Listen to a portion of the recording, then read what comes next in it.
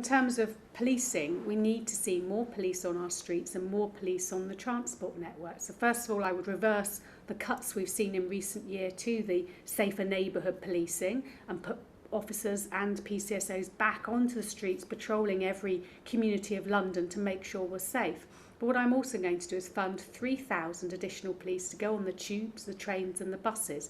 And they will be a mix of British Transport Police and Metropolitan Police, because Met Police cover the bus network, to make sure that our community is safe. And I will fund it through additional transport money that I will raise through increasing the congestion charge and through a workplace parking levy. It would cost at least 150 million. We've added on about 10%, so it could be up to 165 million. So this is significant investment, but every police officer costs around £50,000. This is significant investment, but I think it's worthwhile doing. And as I talk to Londoners, they're pleased that somebody at last is saying we need more police on the streets. We've got a growing population.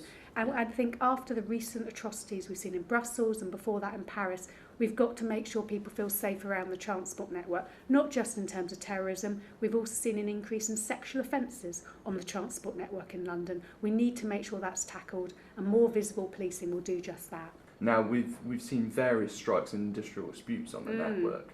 Sadiq Khan, the Labour candidate, said he will come out and talk with the unions. Obviously, Zach Goldsmith has taken a different approach.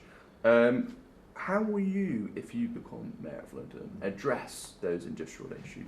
Industrial relations are at an all-time low with the unions in London. And quite frankly, Boris Johnson, over the 8 years he has been Mayor of London, has never properly, formally met with the unions. So I would early on meet with the unions, talk to them about their issues, and give them some confidence that I'm someone that would listen. But ultimately, on any issues, we need to negotiate, we need to talk about it, and people do have the right to withdraw their labour, and I fully support that. But I know the misery it causes Londoners when we have an all-out strike. So what I want is ultimately binding arbitrations of both sides. If they can't come to a resolution, come together with an independent arbitrator, and the ruling from that should be binding. I think that will be a far better way forward than what we have at the moment, which is strikes galore because it's last resort and industrial relations have broken down. Obviously, a major issue in this vote is housing, and obviously you've promised 50,000 council homes, in addition 150,000 private rented firms.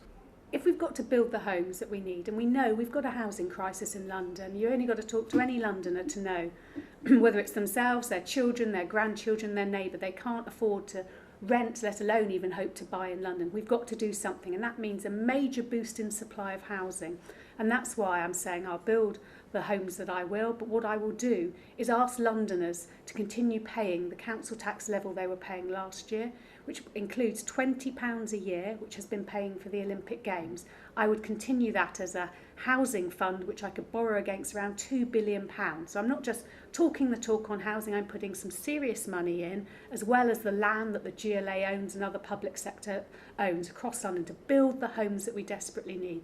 Some will be council housing, genuinely affordable housing. Some will be part rent, part buy, shared ownership. Some will be housing built purposely for private rent, because there's nothing wrong with renting privately, but we just need secure long-term tenancies for those people, as well as some for sale. So we'll build that mix of housing. On those things, I mean, I suppose an argument from the right would be, you know, GLA probably isn't best to get involved in a private sector matter. What would you say to that? You know, sort of nanny state interference. Look at generations ago, the London County Council built homes for Londoners. The Greater London Council built homes for London. It's about time the Greater London Authority and the Mayor of London started building homes for Londoners. We have a crisis like we haven't seen before, haven't seen like this for generations. And governments of all colours have let us all down in terms of building social housing. We need this Olympic effort to build the homes we need, and that's why City Hall needs to get firmly involved. What would be your so-called elevator pitch to voters in London? You know, what are the main issues that you want to be remembered and why they should vote for you on 5th of May? Well, if you want someone who's got huge experience and has worked